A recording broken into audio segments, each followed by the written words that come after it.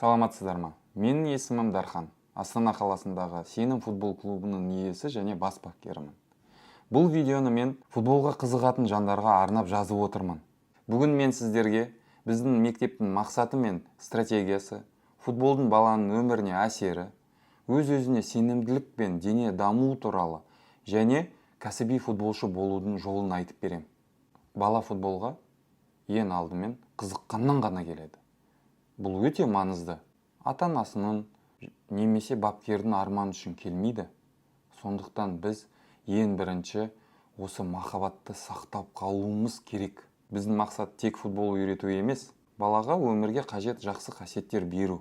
Біз сенімді, еңбекқор, тәртіпті және жауапкершілігі бар баланы тәрбиелегіміз келеді. Әрбір ата-ана өз баласын қорғағысы келеді. Бірақ өмір бойы қасында жүрмейді. Сол үшін біз баланы ерте бастан дайындаймыз. Бала қашан ойнау керек, қашан тыңдау керек. Бәрін футбол арқылы үйренеді. Біздің басты қағидамыз махаббат пен тәртіп. Біз баланы жақсы көріп, талап қоямыз. Кейбір балаларда сенімділік бірден болады. Кейбіреулерінде уақыт өте қалыптасады. Бірақ соңында балаларда сенімділік пайда болады. Ол тұрақты жаттығу, талпыну, кішігірім жетістіктер, осының бәрі балаға сенім береді.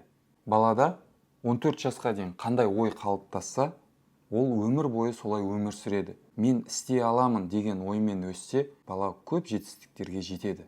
Біздің мақсат тек кубоктар жинау емес, біз даму процесіне көңіл бөлеміз.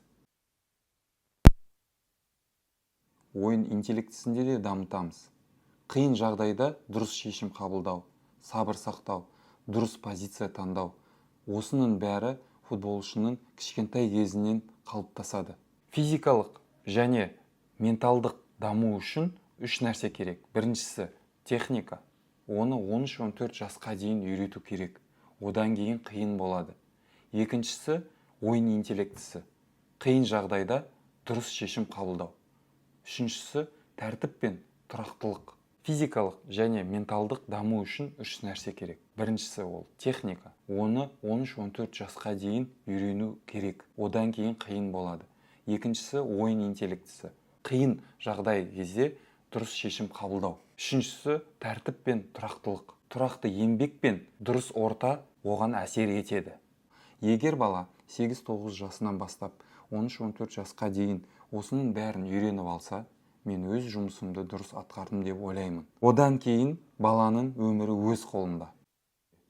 Жаттығуға араласпайды. Турнир кезінде үндемей отырады. Бұл балаға өте пайдалы. Егер балаңыз тұйық, көп сөйлемейтін болса, футбол арқылы онымен жақындасуға мүмкіндік туады. Біз талап қоямыз, ал сіз қолдау көрсетесіз. Сонда бәрі тең болады.